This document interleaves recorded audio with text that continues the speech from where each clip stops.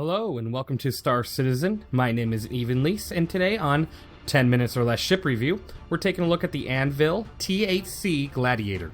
Let's go ahead and get into it.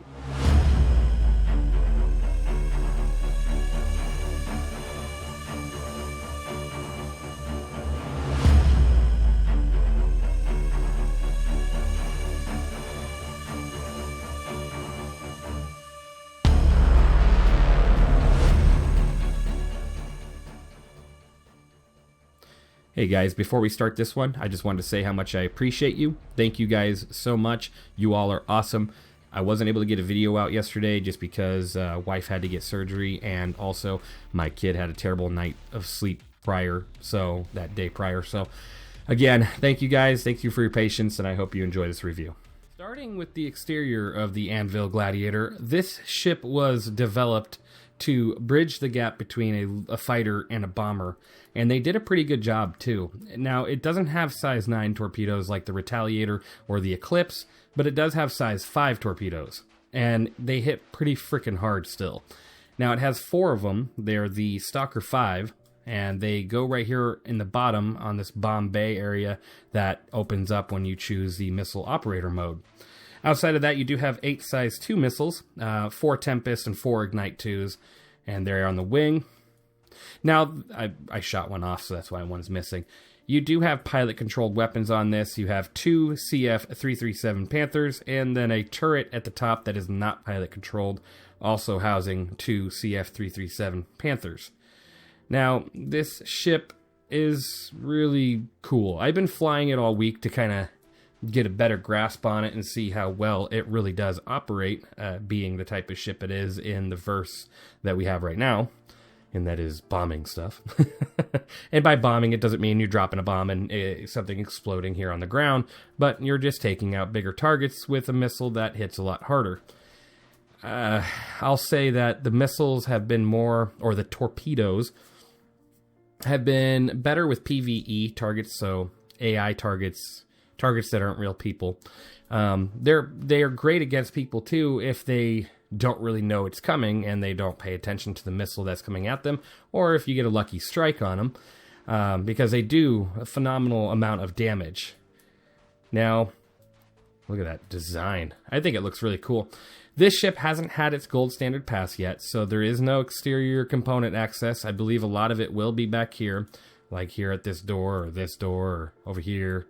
There is going to be a lot of work that needs to be done on this ship, I feel like, once they do the gold standard pass. And it could even get a little bit bigger just because there's not much room.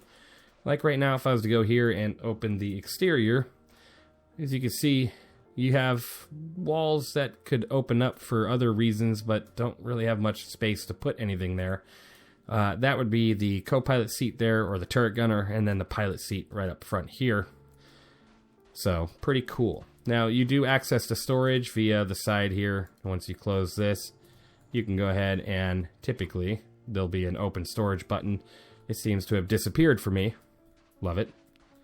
Yeah, I can't seem to open it now. I was able to open it a little while ago, but now I can't. That's okay. Maybe if I were to get in the pilot seat and get out, it would probably work. But that's pretty much the exterior.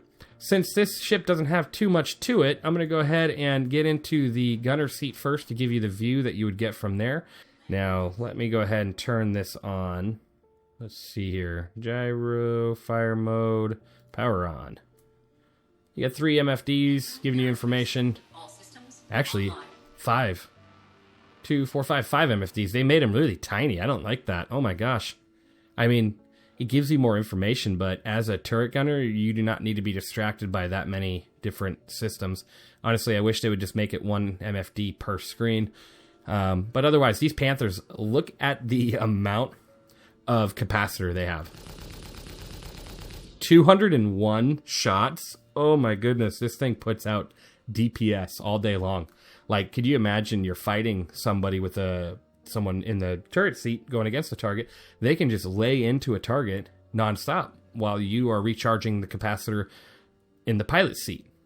And it's kind of a good thing too, because the pilot seat, you'd only have 2 guns, right? So you kind of have to compete with other style ships, especially at the price point that this ship is at. So I'm happy to see that that has such a big capacitor in the turret. Now, the ship only has 583 quantum fuel, so to jump around, you're going to have to upgrade the quantum drive and go slower, use up less fuel to get around the system a bit. It's kind of a bummer, but that is what that is. Now, I'm going to go ahead and get into the pilot seat, and we'll talk about some other systems. While we're getting in here, I do want to let you know this ship does have 34,770 total health. Now, that is quite awesome. A lot of ships, light fighters and the such, only have between 8 and 15,000 health, so this does take quite the beating before it gets taken out. You also have a good amount of decoys or flares. You have a total of 96, and then you have 5 noise. Now, the Panthers for the pilot do also have great capacitors at 84 shots per gun, which I have found to be amazing, by the way. I've gotten into some player bounties. I have yet to, first of all, I've yet to get killed in a player bounty fight. I've taken down 3 player bounties in the past week, and I've only, whoopity-doo, only 3? Yeah, I don't really do player bounties often, and when I do, I don't typically kill that many, right? But I was able to have consistent firepower with my guns on this ship, and it was just, it felt great, you know. You have 6 MFDs here, which is great for the pilot. The more information for the pilot, the better. The turret gunner can stay active and taking out targets. Now, this ship does have an ejector seat. Quite awesome. Good to know. It's got some functionality here on the buttons, which is good. You know, you can put up, you can exit left, right, whatnot, put up the gear. So, pretty cool. You're going to hit your head on the way out when you do eject, probably.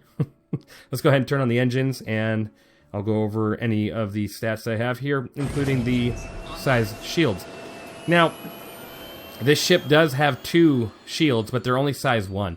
So you're not getting too much on the shield side of things. A little disappointing there, especially with the price point of the ship and the role of the ship, right? You're like, ooh, it's a bomber. It's supposed to go after bigger targets, but boy, are you going to take a beating and quick. You have a big health pool, but your shields...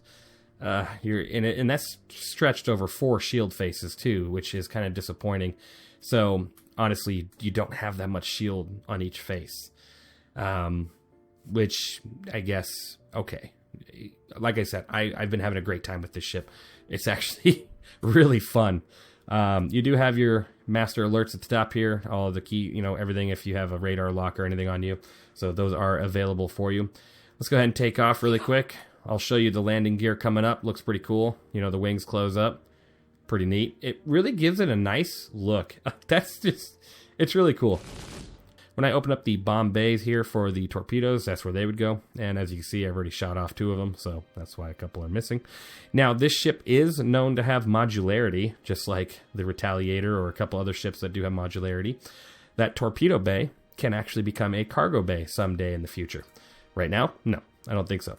But in the future, when modularity becomes a thing. So that's pretty cool. Now, there is a military variant of this ship, but is not currently available to the public, and I'm not sure if it's ever going to truly be available. I hope so. It looks pretty neat. Kind of like the F-8C, right? The Lightning. But yeah, that'd be pretty cool. Now, like I said, this is a great ship. The maneuverability isn't actually that bad. I feel like I can move around pretty easily. Especially like obviously in space, but even in Atmo, I don't feel too limited. It puts up a fight. This is a great ship. I've been really enjoying it. Now, based on this review and everything I've kind of gone over, I do want to give you my opinion on it and my score, and I'm going to base it off a few things here. It does have pilot-controlled guns, which is great. You know, some of the bombers don't, or they just don't have much firepower. But the firepower is limited. Great capacitor. Awesome capacitor, which is great. Kind of makes up for that fact, but it's just a longer time to output that damage, right? Good capacitors and turrets on, or guns on the turret, which is good. And then you have 8 size 2 missiles and the 4 size 5 missiles, which is awesome. Good missile firepower and torpedo firepower there. Good health pool. Terrible shields, honestly. Wish the shields are better. Fuel tanks, terrible. Honestly, this ship is... You know, it's kind of hard. And I'm going to tell you right now, I am going to re-review the Hornet class series, okay? I will re-review that. I've had a lot more time with it. I've gotten a broader understanding of fighters. So, thank you. Be patient. This ship is an 8 out of 10, based off of everything I've kind of gone over today. I feel like it's only going to get better. I would knock it a little bit more for the weapons, but honestly, the weapons are great. 84 capacitor on each gun is great. I wish it had more, but that's going to be for the military variant if it ever comes out. So, yeah. My score on this would be an 8 out of 10. Let me know what you think of this ship down in the comments down below. Let me know if you have it, if you plan on getting it, what you think of it. What do you use it for? I feel like it's great against AI targets for sure. It's good against player targets too, but it's just harder to face, smaller fighters, as it is in the big ship, right? Thank you guys for watching. I hope you enjoyed, and I'll see you in the next one.